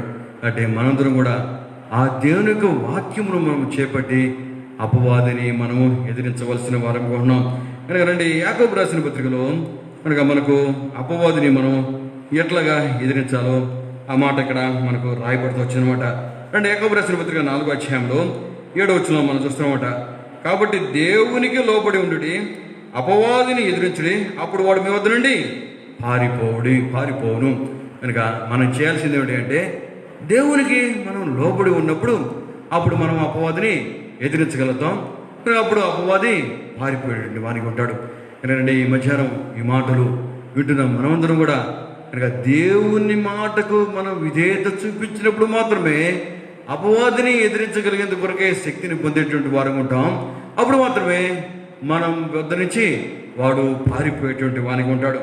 కనుక మనం చేయవలసింది ఏమిటంటే ఎఫెసీయులకు రాసిన పత్రికలో 6వ అధ్యాయంలో అక్కడ అపవాదిని ఎదిరించేందుకు కొరకే ఆ సర్వాంగ కవచమును మనం ధరించుకోవాల్సిన అవసరం ఎంత ఉంది. రండి ఆ మాట మనం చూద్దాం. ఎఫెసీయులకు రాసిన పత్రిక 6వ అధ్యాయంలో 13వ వచనంలో, అందుచేత మీరు ఆపద్దినమందు వారిని ఎదిరించుటకును సమస్తము నెరవేర్చిన వారై నిలవబోటుటకును శక్తిమంతులగునట్లు దేవుడిచ్చు సర్వాంగ కవచమును ధరించుకోండి. అక్కడ ఈ విషయాలను కూడా వివరించబడుతున్నాయి. కనుక మనందరూ కూడా అపవాది యొక్క తంత్రములను మనం ఎరిగిన వారం ఉండాలి. అపవాదిని ఎదిరించేందుకు కొరకే ఈ సర్వాంగ కవచను మనం ధరించుకోవాల్సిన అవసరం ఎంత ఉంది. దీని యొక్క వాక్యము, ప్రార్థన మన యొక్క జీవితంలో ఎంత అవసరం ఉంటుంది. అండి ఆ మాటలు మనం చూస్తానండి. కనుక 14వ వచనంలో మనం చూస్తామన్నమాట. ఎట్లాగా మనం అపవాదిని ఎదిరించగలుగుతామంటే కనుక ఏలయనగా మీ నడుమునకు సత్యమును దట్టి కట్టుకొని నీతి అని మైమరుపును తొడుక్కొని. కనుక సత్యము, నీతి. ఆ తర్వాత 15వ వచనంలో పాదములకు సమాధాన సువార్త వలన సిద్ధ మనసును జోడును తొడుక్కొని నిలవబడి. కనుక సమాధాన సువార్తను. ఆ తర్వాత 16వ వచనం, ఇవన్నీ కాక విశ్వాసమును డాలును పట్టుకొనుడి, దానితో మీరు దుష్టిని అగ్నిబాణమును ఆర్పుటకు శక్తిమంతులవుదురు. కనుక విశ్వాసమును. తర్వాత 17వ వచనంలో, మరియు రక్షణైన స్థిరస్థానమును దేవుని వాక్యమును ఆత్మకట్టమును ధరించుకునండి. కనుక రక్షణ అనేటువంటి స్థిరస్థానాన్ని, దేవుని యొక్క వాక్యము అనేటువంటి ఖడ్గాన్ని మనం ధరించుకోవాలి. ఆ తర్వాత ఆత్మల ప్రతి సమయమందును ప్రతి విధమైనటువంటి ప్రార్థన విజ్ఞాపన చేయొచ్చు. ఆ విషయమే సమస్త పరిశుద్ధుల నిమిత్తము పూర్ణమైన పట్టుదలతో విజ్ఞాపన చేయొచ్చు, మెలకుగా ఉండండి. కనుక వీటన్నిటిలోంచి అపవాదిని మనం ఎదిరించగలుగుతాం. విశ్వాసాన్ని మనం కలిగి ఉండాలి. కనుక మనందరూ కూడా దేవుని యొక్క వాక్యాన్ని మనం చేతపట్టుకోవాలి. మనందరూ కూడా ప్రార్థన మనం కలిగి ఉండాల్సిన అవసరం ఎంత ఉంది. ఆ తర్వాత మనందరూ కూడా సత్యము, నీతి, సువార్త మనం కలిగి ఉండాల్సిన అవసరం రండి. కనుక ప్రభు ఈ మధ్యాహ్నం మన నుంచి కోరుకుంటుంది ఏమిటి అంటే ఆ స్వస్థ బుద్ధి మనం కలిగి ఉండాలని. ప్రభు యొక్క రాకడ సమీపంగా ఉంటున్న సందర్భంలో కనుక అపోస్తులైనటువంటి పేతురు కనుక చెదిరిపోయినటువంటి యాత్రికులతో ఆయన చెప్తూ వస్తున్నాడు. వారికి మాత్రం కాదు, ఈ దినంలో ఉన్న మనందరూ కూడా ఆయన చెప్తున్న మాట ఏమిటి అంటే కనుక ప్రభు యొక్క రాకడ సమీపంగా ఉంది కాబట్టి మీరు స్వస్థ బుద్ధి కలిగి ఉండుడి అంటూ ఆయన హెచ్చరిక చేస్తున్న వారికి ఉన్నాడు. కనుక ఈ యొక్క మధ్యాహ్న సమయంలో మన జీవితాన్ని మనం పరిశీలన చేసుకోవాల్సిన అవసరం ఎంత ఉంది. ఈ 3 విషయాల్ని మనం పరిశీలన చేసుకోవాల్సిన అవసరం ఎంత ఉంది. స్వస్థ బుద్ధిని కలిగి ఉంటున్నావా? నిబ్బరమైన బుద్ధిని కలిగి ప్రభు రాకడ కొరకే నీ మనసు అనేటువంటి నడుమును కలిగి ఉంటున్నావా? మన అబ్రహాము లోతులో మనకు జ్ఞాపకం చేసి ఉండగా, అబ్రహామేమో ఆయన ఆ పునాదుల గల పట్టణం, దేవుడు దేనికి శిల్పి నిర్మాణకుడై ఉన్నాడో ఆ పునాదులు గల పట్టణం కొరకు ఎదురు చూస్తున్న వానికి ఉన్నాడు. లోతైతే తాను ఆ యొక్క సొదొమ గొమొర్రా ఈ లోకం వైపు నశించిపోయే వైపు తాను చూస్తున్న వానికి ఉన్నాడు. ఈ మధ్యాహ్నం ఒకసారి నీ జీవితాన్ని పరిశీలన చేసుకోవాల్సిన అవసరం ఏంటంది. ప్రభు రాకడకు సిద్ధపడుతున్న నువ్వు అబ్రహాము వల్లే నువ్వు కూడా దేవుడు దేనికి శిల్పి నిర్మాణకుడై ఉన్నాడో ఆ పునాదులు గల పట్టణం వైపు నువ్వు చూస్తున్నావా, లేకపోతే లోతు వలనే నువ్వు నశించిపోయేటువంటి ఈ లోకం వైపు నువ్వు చూస్తున్నావా? కనుక మూడవదిగా కనుక నిబ్బరమైన బుద్ధి కలిగి మనం మెలకువగా ఉండాలి. ఎందుకంటే అపవాది గర్జించే సింహాలని ఎవరిని మింగాలని తిరుగుతున్నావా అన్నాడు. అంటే అపవాదిని నువ్వు ఎదిరించాలి. అపవాదిని కనుక ఎదిరించాలంటే దేవునికి నువ్వు విధేయత నువ్వు చూపించాలి. కనుక ఎప్పుడైతే దేవుని యొక్క విధేయత చూపిస్తావో, దేవునికి వాక్యాన్ని నువ్వు కలిగి ఉంటావో, విశ్వాసాన్ని నువ్వు కలిగి ఉంటావో, ఎప్పుడైతే నువ్వు పట్టుదలతోటి నువ్వు ప్రార్థన చేస్తావో, అప్పుడు అపవాదిని నువ్వు ఎదిరించినట్టయితే అపవాది పారిపోయేటువంటి వారు ఉంటాడు. రండి ఈ మధ్యాహ్నము ప్రభు రాకడ కొరకే స్వస్థ బుద్ధి, ఆ నిబ్బరమైనటువంటి బుద్ధి మనం కలిగి ఉండేది కొరకే ఆ ప్రభు మనకు సహాయం చేయను గాక. ప్రార్థన చేసుకున్నాం.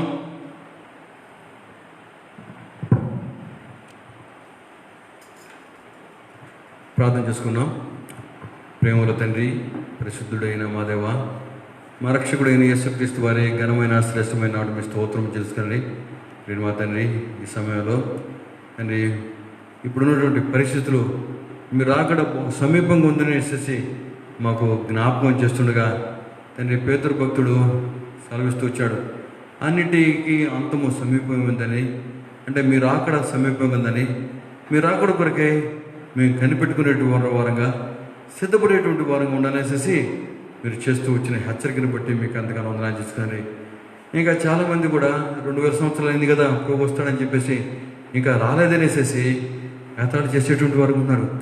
అయితే మీరు రాకడను ఆలస్యం చేస్తున్నారు. ఎందుకంటే అందరూ అంతటా మారు మనసు పొందాలని, ఎవరు కూడా నశించిపోకూడదని, మీరు అందరి పట్ల కూడా దీర్ఘశాంతాన్ని మీరు కనపరుస్తున్నందుకు మీకు ఎంతగానో వందనాలు చేసుకుని ప్రియని మా తండ్రి, ఈ సత్యమును గ్రహించేందుకు సహాయం తెచ్చాను ప్రార్థిస్తున్నదని. ఇంకా కూడా చాలామందికి ఫేస్బుక్ వలనే పౌలు భక్తుడు ఏ విధంగా మీ అందరి విశ్వాసం ద్వారా పాపముల యొక్క క్షమాపణ, మీరు మృతుల్లోంచి పునరుద్ధానుడుగా మొట్టమొదటిగా లేచినారని ఈ విషయాన్ని గురించి సాక్ష్యం ఇస్తున్నప్పుడు పౌలు మాటలు ఆయనకి వెరితనంగా కనిపించినాయి. ఈ లోకంలో ఉన్న మనుషులు చాలామందికి కూడా తండ్రి మీ యొక్క సువార్తను అందిస్తుంటే వారికి వెరితనంగా ఉంది. వారు తన హృదయాన్ని కఠినపరుచుకుంటున్న వారికి ఉన్నారు. నేను మా తండ్రి వారిని దర్శించమని ప్రార్థిస్తున్నాం. కనుక తండ్రి సువార్త అనేటువంటి వెరితనాన్ని నమ్మేటువంటి వారిని రక్షించడము మీ శక్తి ఏంటిదనే సత్యమును గ్రహించేందుకు కొరకై మీరు సహాయం అనుగ్రహించమని మీ సందులో వినయంగా ప్రార్థిస్తున్నాం. నేను మా తండ్రి ఇంకా కూడా తండ్రి ప్రభా, మరి ప్రపంచవ్యాప్తంగా అనేకులు మిమ్మల్ని ఎరగని వారు ఉంటుండగా వారు మిమ్మల్ని నిజమైన దేవుడు కలిగేందుకు కొరకే, రక్షకుడిగా స్వీకరించేందుకు కొరకే మీరు సహాయమును మీరు దయచేయమని ప్రార్థన చేస్తూ మీ దగ్గర హస్తాలు కప్పుచున్నది.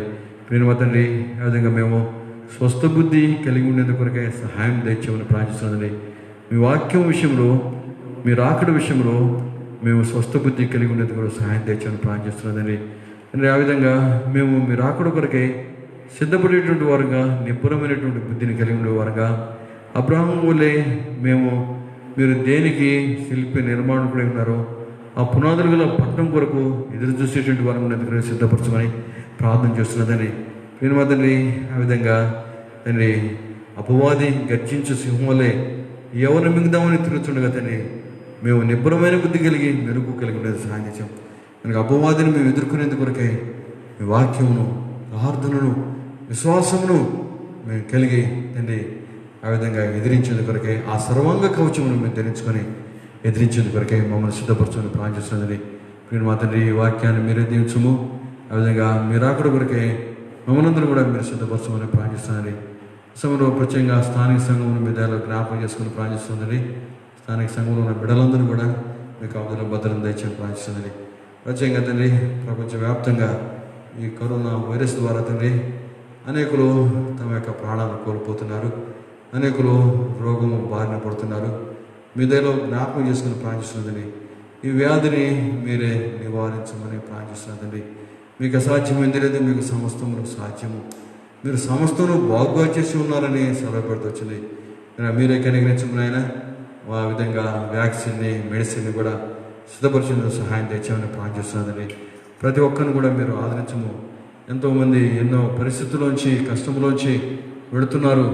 వారందరూ కూడా మీరు ఆదరించి వారిని ధైర్యపరచమని ప్రార్థన చేస్తున్నదండి. ఈ సమయంలో తిని ప్రభా ఆ విధంగా రాష్ట్రపతులేమే, ప్రధానమంత్రులు అయితేనేమి, ముఖ్యమంత్రులు అయితేనేమి, అధికారులు అయితేనేమి ఈ యొక్క రోగ నివారణ కొరకే ప్రయాసపడుతుండగా వారిని కనికరించి వారికి రక్షణ దయచేయమని ప్రార్థిస్తున్నాం. వారిని మీ జ్ఞానం దయచేయమని ప్రార్థన చేస్తున్నాం తండ్రి. ఆ విధంగా తండ్రి ఈ యొక్క రోగుల్ని ట్రీట్మెంట్ చేసేటువంటి వారు డాక్టర్లు, నర్సింగ్ స్టాఫ్, శానిటైజింగ్ స్టాఫ్, ఆ విధంగా పోలీస్ అధికారులని, ఇంకా అనేక మంది అధికారులని మీ దగ్గర జ్ఞాపకం చేసుకున్నాం. వారికి కూడా కాపుదల, భద్రత, రక్షణ అనుగ్రహించమని మీ సన్నిధిలో వినయంగా ప్రార్థిస్తున్నాం తండ్రి. ప్రియ మా తండ్రి, మేము సమాజంగా కూడుకునేందు కొరకే మీరు త్వరగా ఈ పరిస్థితులన్నింటి నుంచి కూడా విడిపించి మీరు మాకు సహాయం తెచ్చని ప్రార్థిస్తున్నదండి. ప్రియ మా తండ్రి, మీరు కనికరించమని ప్రార్థిస్తున్నది. మేమందరం కూడా సమాజంగా కూడుకొని మిమ్మల్ని స్తుతించి ఆరాధించి మిమ్మల్ని గెలవచ్చి మీ వలలో మీరు వస్తారు అని జ్ఞాపకం చేసుకుంటూ మీకు కృతజ్ఞతలు చెల్లించేందుకు కొరకే, మీరు వచ్చేంత వరకు కూడా మేము ప్రకటన చేసేందుకు కొరకే మమ్మల్ని సిద్ధపరచమని ప్రార్థిస్తూ మీ దగ్గర నష్టాలకు వచ్చినది. ప్రియ మా తండ్రి, ఈ విధంగా పూలరాజు గారిని మీ దగ్గర జ్ఞాపిస్తాము, దర్శించి రక్షణ తెచ్చాము. మీరే తండ్రి మంచి ఆరోగ్యం ప్రార్థిస్తున్నది, కావాల్సిన అవసరాలు తెచ్చమని ప్రార్థిస్తున్నది. బాబుజీని మీ దగ్గర జ్ఞాపిస్తున్నాము, తను కూడా కనికరించి మీకు గాయపడ్డ ముట్టము, స్వస్థత తెచ్చాము, కావాల్సిన అవసరాలని మీరు తెరచమని ప్రార్థన చేస్తున్నదండి. నేను మా తండ్రి ఆ విధంగా మెరుగుల సోదర ప్రసన్న కూడా కనికరించి మంచి ఆరోగ్యము, తను కూడా మెడిసిన్ తీసుకోవాలి. వీటన్నిటి విషయంలో మీరు కనికరించి సహాయం తెచ్చమని ప్రార్థన చేస్తూ మీ దగ్గర నష్టాలకు వచ్చినదని, సోదరు లక్ష్మణ్ను కూడా మీ దగ్గర జ్ఞాపకం చేసుకుని ప్రార్థిస్తున్నదని, తను కూడా మంచి ఆరోగ్యం ప్రార్థిస్తున్నది. అది నర్సరావుపేటలో సోదరు డాన్ డేవిడ్ గారిని మీ దగ్గర జ్ఞాపించుకున్నాం. వారిని కూడా కనికరించి మాటలు వచ్చేందుకు కొరకు, ఆ విధంగా చెయ్యి కూడా కాలు కూడా స్వస్థపడేందుకు కొరకే మీరే సహాయం తెచ్చామని ప్రార్థన చేస్తున్నదండి. ఆ విధంగా సుఖమైన కానుకలు ఎదురు చూస్తున్న వారి కొరకే ప్రార్థిస్తున్నది. సోదరి రాజలక్ష్మిని కనికరించి మంచి ఆరోగ్యం సుఖమైన కానుకలు సిద్ధపరుస్తున్న ప్రార్థిస్తున్నది. సోదరి కమలను మీ దగ్గర జ్ఞాపించుకుని కనికరించి మంచి ఆరోగ్యం సుఖమైన కానుకలు సిద్ధపరుస్తున్న ప్రార్థిస్తున్నది. ఆ విధంగా జాస్మిన్ ఢిల్లీలో ఉంటుంది, తను కూడా కనికరించము, తను కూడా మంచి ఆరోగ్యం సుఖమైన కానుకలు సిద్ధపరుస్తున్న ప్రార్థిస్తున్నది. హుషారాన్ని కూడా మీరు కనికరించి మంచి ఆరోగ్యం సుఖమైన కానుకలుగా సిద్ధపరచమని ప్రార్థిస్తున్నదండి. నేను తండ్రి ఈ సమయంలో తండ్రి మీ దాసుడు తండ్రి ఇమ్మానుయేలు మీ దగ్గర జ్ఞాపకం చేసుకుని ప్రార్థిస్తున్నానండి తండ్రి. ఆ విధంగా మీరు మీ దాసుడు ఉపాధ్యాయ గారు కుమారుడు ఇమ్మానుయేలు తండ్రి, తను వెల్లూరు హాస్పిటల్లో ఉన్నాడు. ఆ బిడ్డను మీరు కనికరించమని ప్రార్థిస్తున్నాం. మీరే మీ క్యాబినెట్స్ ముట్టి మీరే స్వస్థపరచమని ప్రార్థిస్తున్నదండి. మళ్ళా కావాల్సిన అవసరాన్ని కూడా తీర్చమని ప్రార్థిస్తున్నది. ఈ సందర్భంలో మరి అనేకమైన విశ్వాస కుటుంబాలు కూడా ఈ కరోనా వైరస్ బారిన పడి, అది విదేశాల్లో అయితేనేమి దేశంలో అయితేనేమి ఉంటుండగా అటువంటి కుటుంబాల మీద జ్ఞాపకం చేసుకుని ఆ కుటుంబాలను ఆదరించు, వారికి స్వస్థత మీరు అనుగ్రహించమని మీ సన్నిధిలో వినయంగా ప్రార్థన చేస్తూ మీ దగ్గర నష్టాలకు వచ్చిందని, ఈ విధంగా 7 కొండలు కూడా మీరు దర్శించి రక్షణ స్వస్థత మీరు అనుగ్రహించమని ప్రార్థిస్తున్నది. పెద్ద వయసులో ఉంటున్న వారిని మీ దగ్గర జ్ఞాపకం చేసుకున్నాము, వారిని మంచి ఆరోగ్యం ఇచ్చి వారికి కాపుదల భద్రతను దయచేయమని ప్రార్థిస్తున్నది. ప్రియ మాత్రమే మీ చిత్తమైతే రేపు దినం నాకు గొలుసు ప్రార్థన కొరకు సహాయం తెచ్చాము.